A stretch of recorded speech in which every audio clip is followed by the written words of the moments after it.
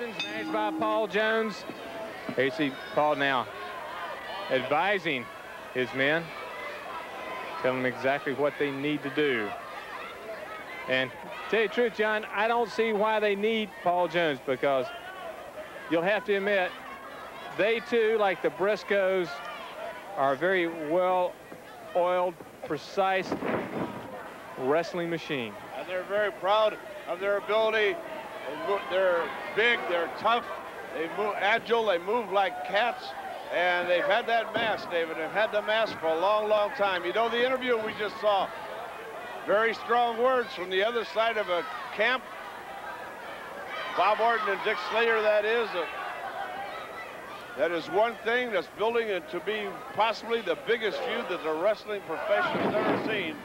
With Ric Flair, Bob Orton, and Dick Slater. Of course, Wahoo McDaniels, the big chief, has been standing at Flair's side. And there's one man that Flair knows that he can trust. A lot of things have happened to him. Bob Orton, a man that really had his confidence. We saw him earlier hold Flair's child on an interview and then stab him in the back like Bob Ford would have shot Jesse James in his own house. I agree. But I think it's one of the biggest feuds that ever hit the wrestling profession's building right now. And I think, even though there were strong words coming from the side of Orton and Slater, I think they down deep, they got to be a little afraid, because Ric Flair, they know, is back. They thought at first they had that $25,000 and was home free, David, that they wouldn't see no more of Flair. All right, they see Paul Jones now, concerned about his team, whether they can do it or not. The Assassins, they call themselves the Uncrowned World Tag Team Champions because they consider their mask just like a championship belt, because they have never been unmasked, and that is some feat. And don't you think that the Assassins with Paul Jones right now are not doing a lot of talking, and their eyes haven't really lit up, because we have new World Tag Team Champions. That's right, and Paul is vowed to make them World Tag Team Champions. Paul's vowed to make them World Tag Team Champion. It looks like the opportunity is presenting itself right now. We've said for weeks here that the Assassins were a team to be reckoned with. Now they can come up with demands. Steamboat and Youngblood are the World Tag Team Champions, and you don't think that Assassins are not going to demand them kind of matches. You know, but they're both masked. What about another mask?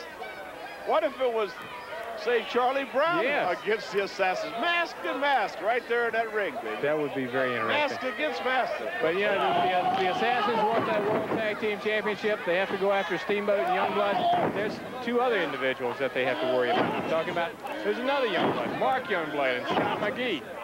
They're after the Assassins. They want to take them and wrestle them and take them apart. But and those young lions, they can do it, too. And I think the curiosity would affect all of us if you saw a man like Charlie Brown with a mask in there against the Assassins with masks. Oh, that would be something. All right, now the bigger of the Assassins. Yeah, man, he's quick and graceful. I mean, you say, like a man, yeah, a man that size, graceful. Yes, watch him. You watch him move, but he has to. And like you said, the quickness of a cat. He moves faster than Paul Jones getting around the outside of that ring. We also should mention that as this match started, the other man attired in a suit in the ring, which is left ringside now, was Dory Funk Jr., another.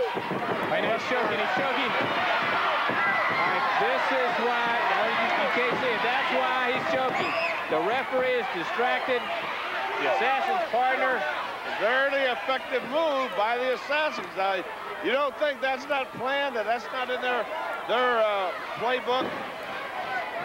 Distract that referee, cause a distraction, the other man takes advantage of it. Oh, yes. Now, and they have Paul Jones out there, which is another man who can cause the same thing, get the attention of the referee, gives them just that little bit of the upper hand that turns the tide of battle. All right, John. The battle, like you said, has turned. They dragged him right over to their corner.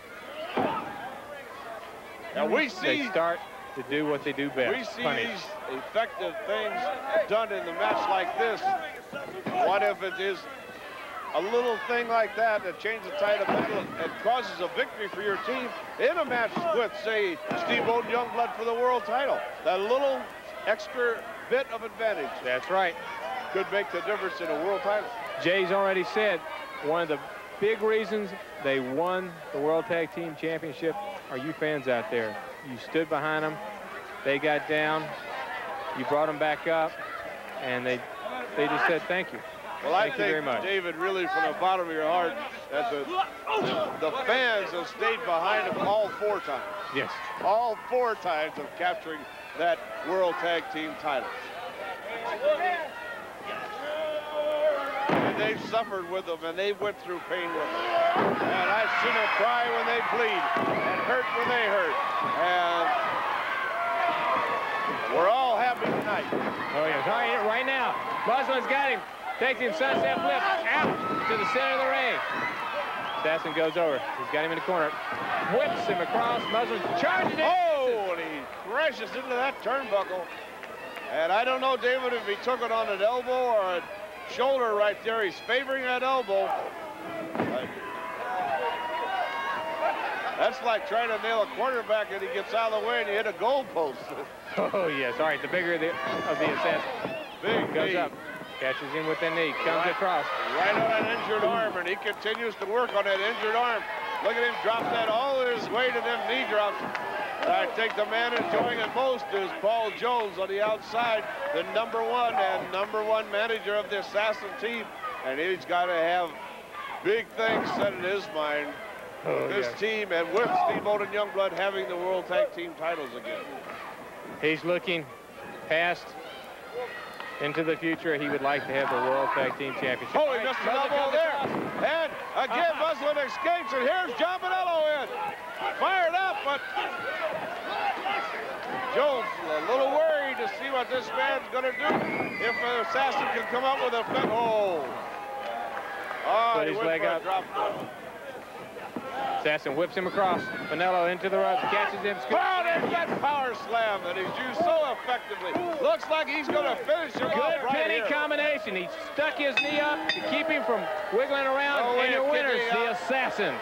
Finished him right off there with that power slam. Here you're going to see action from earlier in the match as the Assassin came on with a hard tackle that drove Bonello.